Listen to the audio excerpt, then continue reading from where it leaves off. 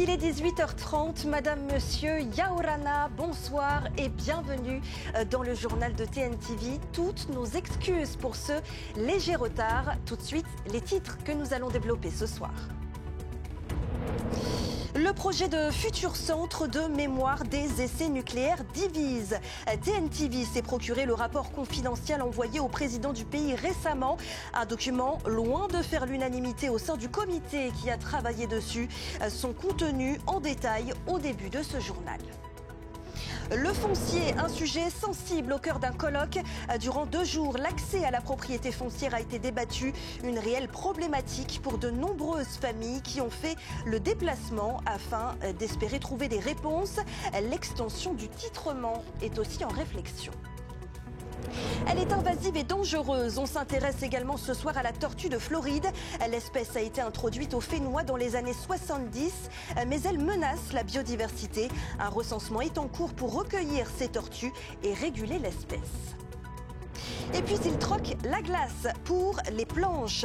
Nelson Montfort et Philippe Candeloro sont arrivés au Fénois ce matin. Ils se produiront sur scène ce week-end. Ça patine à Tokyo, c'est le nom de la pièce de théâtre. Humour garanti et un avant-goût ce soir puisque Nelson Montfort et Philippe Candeloro sont nos invités. On les reçoit dans quelques instants.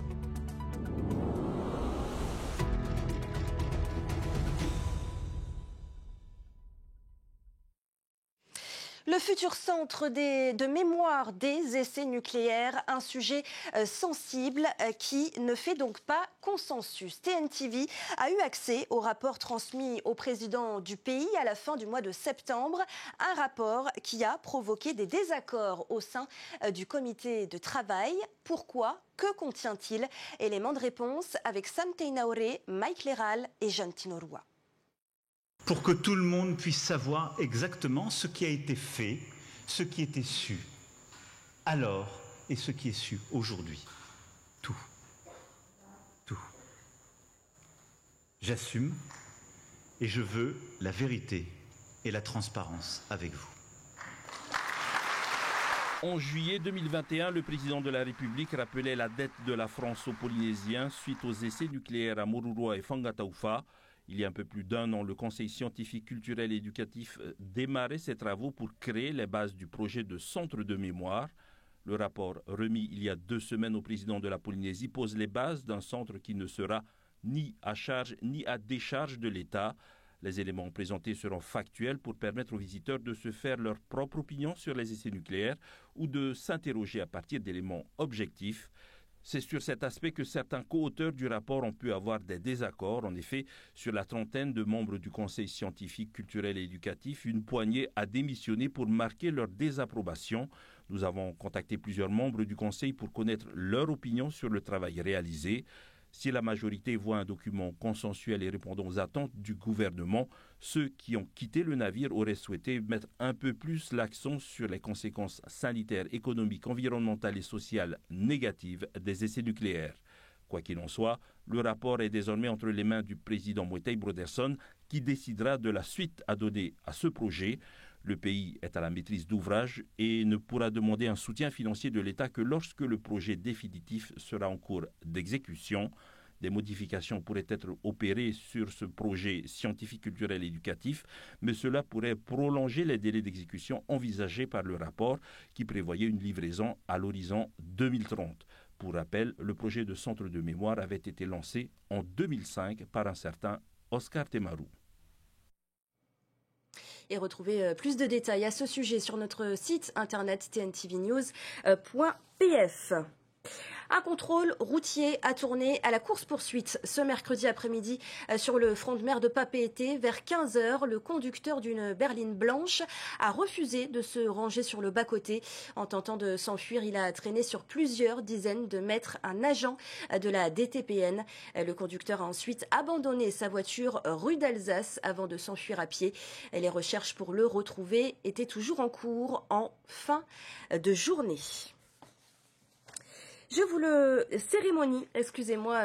Cérémonie d'installation ce matin de la nouvelle directrice de la prison de Nuhutania. Johanna David reprend la tête du centre de détention de Fa'a, une prise de fonction qui intervient le lendemain de la diffusion d'une vidéo tournée dans l'enceinte de la prison. Vidéo de Stay Focus, personnage bien connu sur les réseaux sociaux. Une enquête interne a été ouverte. Laure Philibert, Naya Bennett. Madame la chef d'établissement, je vous déclare installée dans vos fonctions pour orienter, encadrer, évaluer et soutenir les personnels pénitentiaires placés sous votre autorité. Elle est la seconde femme à la tête du centre pénitentiaire de Nuhutania. Johanna David a officiellement pris ses fonctions. Après le passage en revue de ses agents, la nouvelle directrice a eu droit à une belle cérémonie d'accueil organisée par le personnel pénitentiaire. J'ai eu la chance de me déplacer dans le Pacifique. Alors j'avais fait aussi la Nouvelle-Calédonie et la Polynésie française. En visitant notamment Nuhutania, je m'étais dit un jour, j'adorerais venir travailler au sein de cette structure. Je suis très fière de prendre la tête de Nuhutania. J'ai une équipe vraiment incroyable de personnel, de commandement, d'encadrement, personnel administratif, d'insertion de probation, technique qui sont extrêmement engagés. Cette cérémonie a également été l'occasion d'une remise de décoration. Michel Faraire est le premier Tamar Irapa à être décoré de la médaille d'honneur pénitentiaire. Je pense que c'est une reconnaissance du travail qu'on a travaillé, du travail fourni, et c'est une reconnaissance aussi des compétences des agents pénitentiaires de la Polynésie. Révélée par Radio 1, la vidéo de l'influenceur Stay Focus, incarcéré depuis le début de la semaine à Nuhutania, a fait le tour de la toile. Vidéo tournée au sein même de l'établissement et mise en ligne mardi. Actuellement au Fénois, le directeur interrégional des services pénitentiaires annonce que des mesures vont être prises. Là, l'administration pénitentiaire s'est dotée depuis quelques années aussi d'un service de renseignement pénitentiaire. Ensuite, il y a les personnels de l'établissement qui sont en charge de faire des enquêtes disciplinaires. Si la personne donc sera entendue, aura une procédure disciplinaire, et donc il y aura aussi un rapport au procureur de la République par rapport à cet incident. La sécurisation de l'établissement figure parmi les missions fixées à la nouvelle directrice du centre pénitentiaire. Et en devenant la directrice de la prison de Nuhutania, Johanna David prend également la tête des centres pénitentiaires de Uturua et de Taiohae. Sortie d'indivision, usucapion, acquisition d'une propriété, autant de questions abordées donc pendant le colloque sur le foncier. Il a lieu durant 2 jours et on s'intéresse ce soir au titrement, une procédure exceptionnelle qui permet aux familles de se voir céder des terres domaniales. Certaines d'entre elles ont fait le déplacement ce matin. Jessica Doucet, Moehau Timiona. Le titrement, une démarche inédite inscrite dans la loi du pays du 29 janvier 2020. Objectif, restituer des terres aux familles qui en sont les propriétaires légitimes. En avril dernier, la direction des affaires foncières avait déjà reçu près de 2000 demandes et signé des actes de 456 parcelles à Rurutu et Rimatara. Une avancée saluée et qui fait réfléchir sur son éventuelle extension, comme l'indique Tony Géros à l'ouverture de cette 2e journée du colloque. Au-delà de Rurutu et Rimatara, nous avons poursuivi la réflexion sur la question de savoir est-ce qu'on ne pourrait pas également faire des titrements sur ces autres domaines présumés domaniales. Et donc voilà, on est en réflexion, on est en discussion, et si tel est le cas, il va falloir créer une loi de pays pour pouvoir ouvrir ce droit aux futurs propriétaires de ces parcelles. Au cœur des échanges du colloque, l'accès à la propriété, un enjeu essentiel pour de nombreuses familles. Car avant toute restitution de terre, il faut souvent sortir de l'indivision, un parcours administratif parfois interminable. Pour certains, c'est un casse-tête. Je viens comprendre quelle est la vraie loi de la terre. Quelle est la vraie loi qui fait de nous des propriétaires honnêtes en respectant les tomités qui ont été écrits par nos anciens, en respectant les limites, en respectant la généalogie. 3 éléments fédérateurs qui permettent d'annoncer que nous sommes des ayants droit. Parmi les mesures phares proposées, la création d'un guichet unique. Objectif, simplifier et centraliser les démarches pour la sortie d'indivision. Comme ça, ils iront à un guichet Là, ils seront servis en termes de généalogie, ils seront servis en termes d'actes de notoriété après décès, ils seront servis en termes de tous les documents nécessaires pour construire et démarrer l'instruction de leur dossier d'accession à la propriété. Le colloque reprendra vendredi matin à l'Assemblée. Ce sera le moment de présenter les conclusions de ces journées de réflexion. Un rendez-vous attendu par tous ceux qui espèrent enfin un titre et surtout une terre en toute sérénité. Forte mobilisation aujourd'hui des lycéens de Tayarapu-Nui. Plus de 300 élèves ont participé à une journée solidaire. Sur place, un véritable village pour sensibiliser et prévenir le cancer du sein. Une solidarité jusque dans la couleur où le rose, en ce mois d'octobre, était de sortie. Davidson Bennett a assisté à l'événement. Pas moins de 14 ateliers étaient proposés dans un stand de dépistage du diabète et une animation de Horiteiti dans la cour du lycée polyvalent. Partager, informer, sensibiliser, c'est le mot d'ordre que cette matinée orchestrée par les enseignants mobilisés autour de la cause. Ce qu'on essaye de faire tous les ans, c'est d'essayer de sensibiliser de plus en plus de jeunes. Voilà, parce qu'il y en a toujours qui sont sensibilisés, mais c'est jamais assez, c'est sûr, c'est jamais assez. Donc voilà, c'est notre challenge tous les ans. Dans certaines salles de classe, des échanges étaient organisés avec des associations invitées, tandis que d'autres élèves proposaient des jeux pédagogiques sur le thème du cancer imaginé par les terminales ST2S. On fait un cours pour les terminales de ST2S, donc ils vont mettre en pratique justement leur cours sous forme de jeux ludiques et être aussi, on va dire, les relais d'information pour les autres élèves du lycée. Elle consiste à exploser les ballons avec les bons acteurs. Les acteurs, ce sont des établissements, des associations qui participent à la prévention contre le cancer du sein et qui fêtent Octobre Rose. Et aujourd'hui, nous avons pour activité Jumping Game, comme Réveil a dit. Ça consiste à se mettre en colonne et à répondre par vrai ou faux.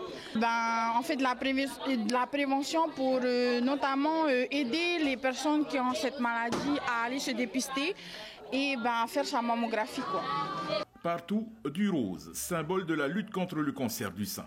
Le dress code a été largement respecté, preuve de l'engagement des jeunes pour cette cause de santé publique.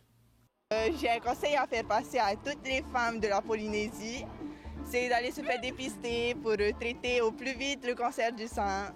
Voilà. C'est pas juste une maladie, ça touche pas qu'un seul type de personne, ça touche tout le monde. Soutenons toutes celles qui ont le cancer du sein. Bisous! Une marche de 2 heures était prévue dans l'après-midi pour clôturer la journée. Mais la météo capricieuse a finalement eu raison des marcheurs d'Octobre Rose.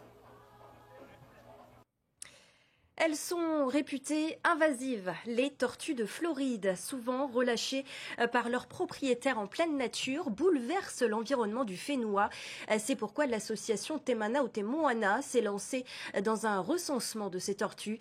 Objectif, les recueillir et ainsi réguler l'espèce. Thomas Chabrol, Jessica Doucet nous en disent plus.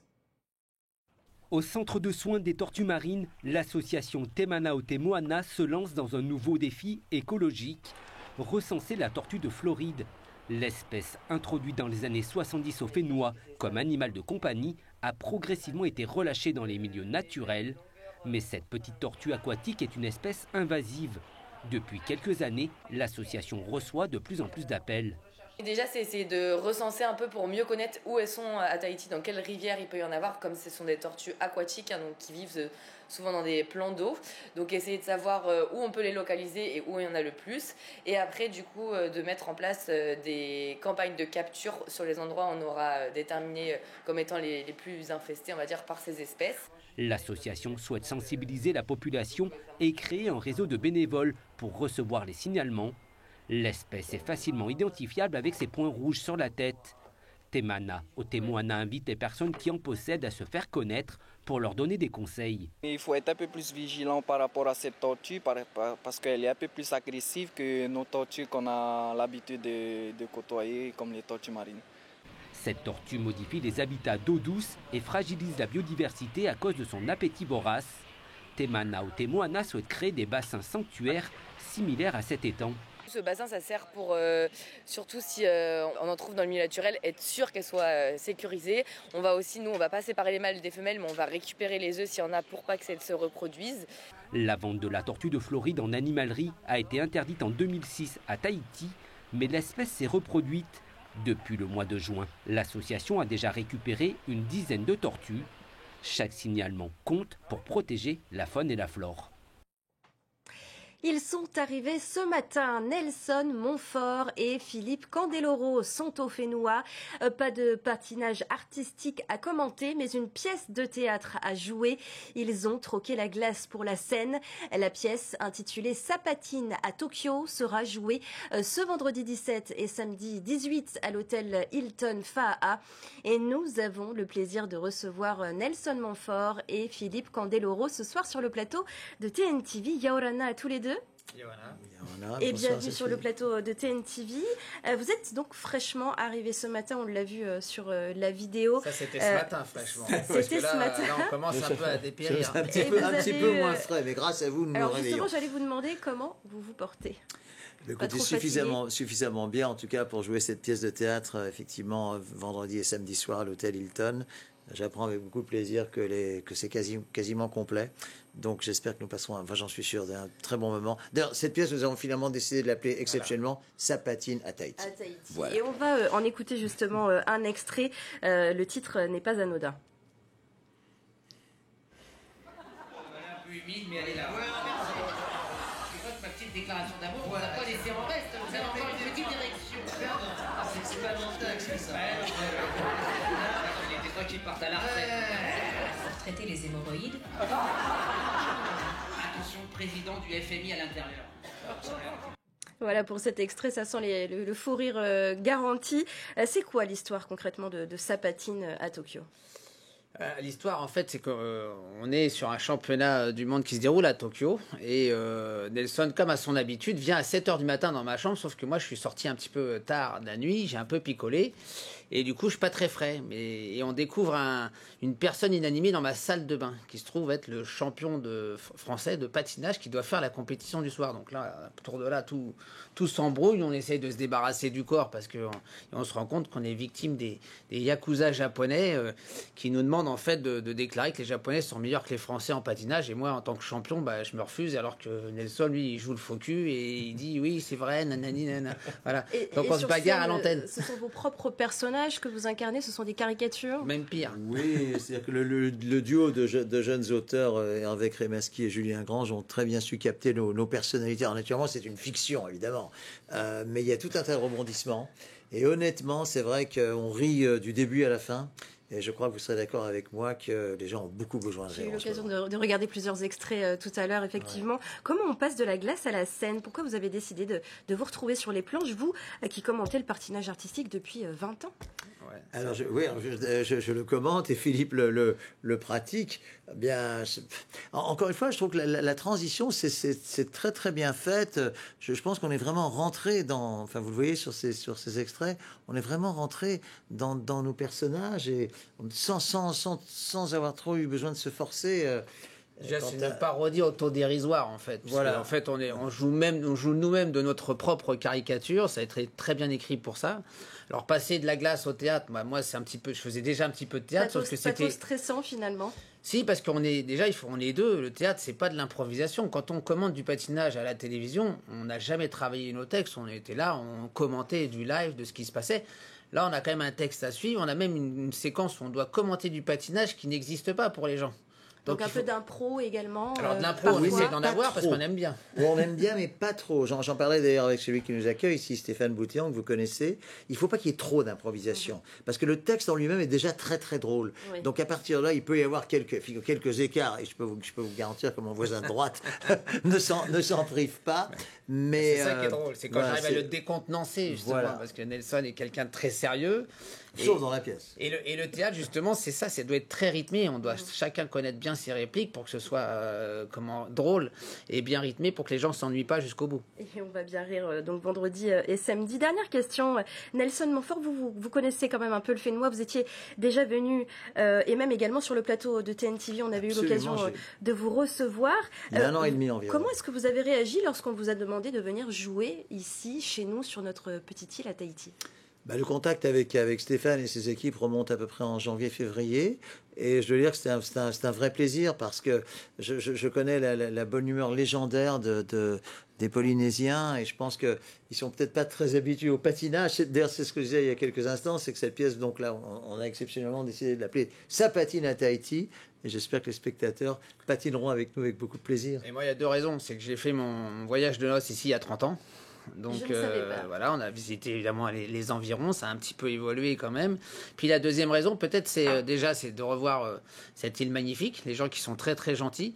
Et pourquoi pas un jour remettre une patinoire ici pour que justement les habitants d'ici, parce que c'est 220 000 habitants quand même sur l'île, je pense que ça mériterait 3 semaines d'exploitation d'une patinoire pour faire patiner les gens et venir faire un spectacle sur glace ici avant que j'arrête complètement de patiner. Avec un grand plaisir, Philippe Candeloro. Merci beaucoup à tous les deux d'avoir été nos invités ce soir sur TNTV. Et sachez que vous pouvez retrouver toutes les informations sur ces 2 représentations sur la page Facebook de Rideau Rouge Tahiti, l'organisateur donc de l'événement, Stéphane Boutéon. Merci encore à tous les deux et bon spectacle et bon séjour. On parle sport maintenant et ce grand rassemblement ce matin des meilleurs coureurs des collèges de la côte ouest. 500 élèves ont tenté de décrocher une place au championnat de Polynésie de cross scolaire. Retour sur les moments forts de cet événement. C'est avec Hoanui Atuahiva. Les 500 meilleurs coureurs des 7 collèges du district ouest de Tahiti étaient réunis ce matin au Parc Vereil pour un cross interétablissement. 6 courses étaient au programme sur un parcours de 1700 mètres. Le niveau était relevé et les élèves ont assuré le spectacle avec des pointes à 17 km/h chez les garçons et 15,6 km/h chez les filles. Une belle occasion de repérer les champions de demain. Comment ça s'est passé cette course pour toi? Assez bien. Au début, je suis partie un peu plus doucement et vers le milieu, j'ai accéléré. Ça s'est bien passé. Je suis partie assez vite et après j'ai vu que les filles elles lâchaient, du coup j'ai continué toute seule. Fastoche. Fastoche. Facile. T'es bien entraîné? Ouais. Partir à fond jusqu'au bout, jusqu'à la fin. Aller à fond tout le temps. Les enfants en situation de handicap étaient aussi à l'honneur avec un parcours de 1200 mètres. Une initiative très appréciée par ces champions. C'est une catégorie qu'on a initiée il y a maintenant 2 ans au sein de la CSSU et qu'on a essayé de développer dans toutes les strates en fait, du sport scolaire polynésien. Et aujourd'hui, c'était un bel exemple avec des élèves qui venaient de l'IME de Paea. Ouais, j'ai aimé. On est accompagné par nos éducateurs, nos copains. On vient ici pour gagner une médaille et un t-shirt. Ouais. Les 10 premiers de chaque catégorie décrochent donc leur ticket pour les championnats de cross scolaire de Polynésie qui clôtureront la saison en fin d'année. Et l'ambition est clairement affichée. Là, l'objectif, c'est quoi là pour les crosses de Polynésie? Viser le podium. Arriver dans le top 5. Pas la victoire? Top 3 alors, plus. Et les objectifs pour les championnats de Polynésie, c'est quoi? C'est première. Hein. Première, hein? Oui. Rendez-vous donc le 2 décembre à l'hippodrome pour les finales. L'an passé, plus de 2000 élèves y avaient participé. Une chose est sûre, les champions de la côte ouest sont prêts à en découdre. Et pour terminer ce journal, un extrait ce soir de ce documentaire consacré à la Tahiti Fashion Week. Ses créateurs, ses mannequins et ceux qui font que l'événement existe depuis 11 ans racontent. Le documentaire a été réalisé par l'un de nos réalisateurs, Philippe Porcher. Il sera diffusé ce soir au cinéma Liberty pour l'ouverture de la Tahiti Fashion Week 2025. On écoute un extrait.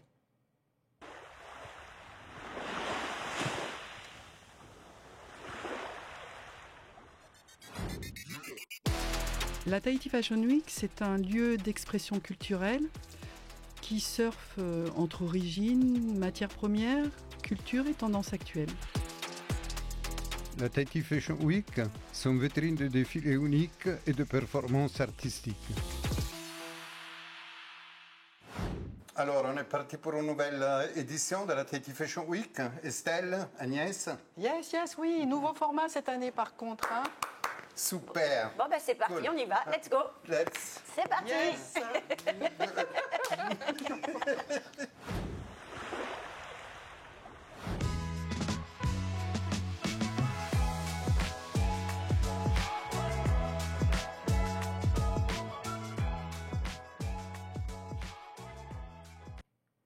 Et si vous souhaitez regarder ce documentaire de 43 minutes, sachez qu'il sera diffusé sur TNTV le 26 octobre. En attendant, le programme de votre soirée sur TNTV, à suivre le magazine de 0 à 100 km/h.